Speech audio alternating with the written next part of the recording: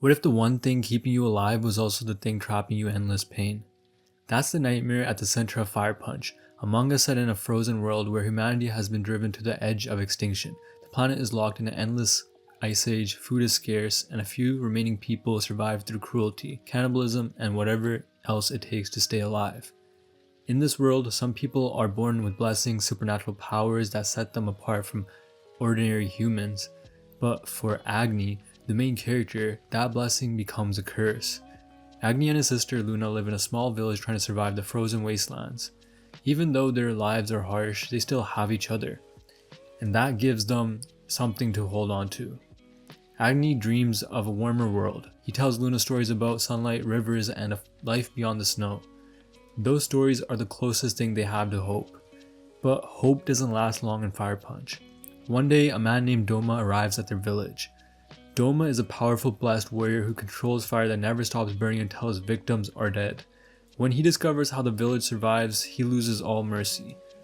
He burns everyone alive. Agni is caught in the flames, but because of his regeneration, he cannot die. Instead, he is forced to suffer through the fire over and over again, his body healing just enough to keep him alive while the pain never ends. And beside him, Luna is also trapped in the disaster. Before she dies, she gives Agni one final command: live. That one word becomes the driving force of Agni's entire existence. For 8 long years, Agni remains alive in agony. His body slowly adapts to the flames, but his mind is shattered by what happened. He is no longer just a boy trying to survive. He is a man consumed by revenge, pain, and the memory of his sister. The only thing he wants now is to find Doma and make him pay. As Agni begins moving through the frozen world, he becomes something almost mythic. People who see him mistake him for a god. To desperate survivors, a man wrapped in flames feels like a miracle. He starts attracting followers, and before long, he becomes a symbol to people who want salvation. Some see him as a savior, others see him as a weapon, but Agni himself is just a broken person trying to keep moving forward. Along the way, he meets one of the strangest and most important characters in the manga, Togata. Togata is an immortal who loves old cinema and is obsessed with turning life into a movie.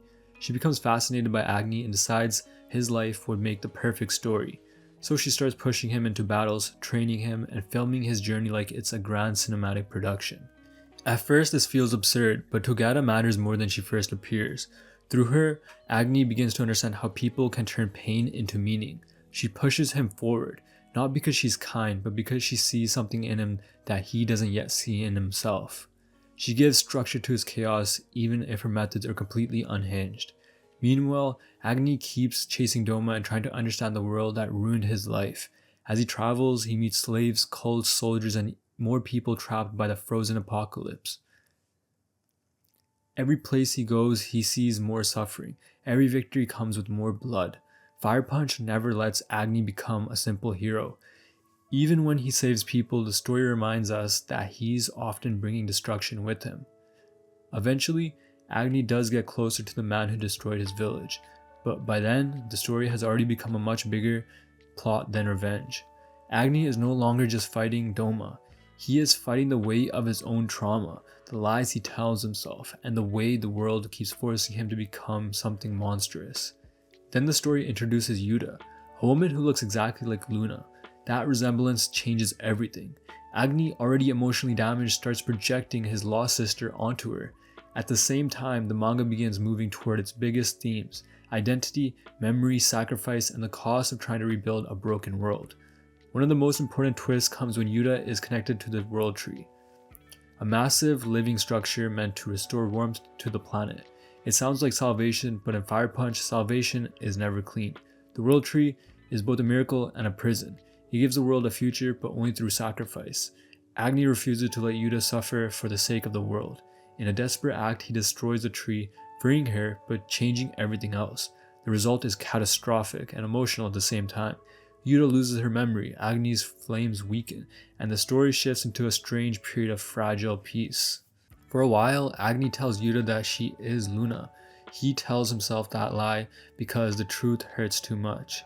Together, they live a quiet life for a time, almost like a family. It's one of the most heartbreaking parts of the manga because it shows how badly Agni wants peace and how impossible peace seems in this world. But that peace cannot last. Outside, as the world continues to rot, the people around Agni are still searching for control, warmth, and meaning. The suffering doesn't disappear. Eventually, Yuta is taken away again, and Agni is forced back into his identity as Fire Punch, the blazing figure of vengeance and despair. By the final stretch of the manga, Agni is no longer fully stable. He has become a symbol, a messiah, a weapon, and a broken man all at once. Sun, who once worshipped him, is now older and far stronger. He confronts Agni in an attempt to stop him and bring him back. But even that confrontation is tragic because neither of them can fully trust what the other has to say. Agni may be reaching for life, but everyone has already seen how much death follows him. In the end, Agni says the words that define the manga one last time. I want to live. That desire is what makes Fire Punch so painful. It's not just a story about revenge, it's a story about the refusal to disappear, even when life becomes unbearable. The ending is both cruel and strangely tender. Luna tells Agni that he doesn't need to keep killing anymore. She removes a final part of him that he was still burning inside of him, creates a new version of Agni without his memories, and becomes the world tree herself so that a new child can live in a better world. That child is named Sun. Years later, Sun lives in a peaceful world, but something inside him feels incomplete. When he sees old footage of Agni's past, buried relics from the violent age, something in him stirs. The cycle of memory, fire, and identity is still there, even after all this time. And far beyond that, Luna, now part of the world tree, endures for ages until she forgets everything.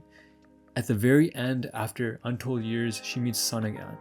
They introduce themselves like strangers, but the emotion underneath it feels deeper than memory. After everything the story has put them through, they finally find each other again. Fire Punch ends the way it began, with pain, survival, and the fragile hope that maybe living still matters, even when the world has given you every reason not to. Agni's story is not about winning.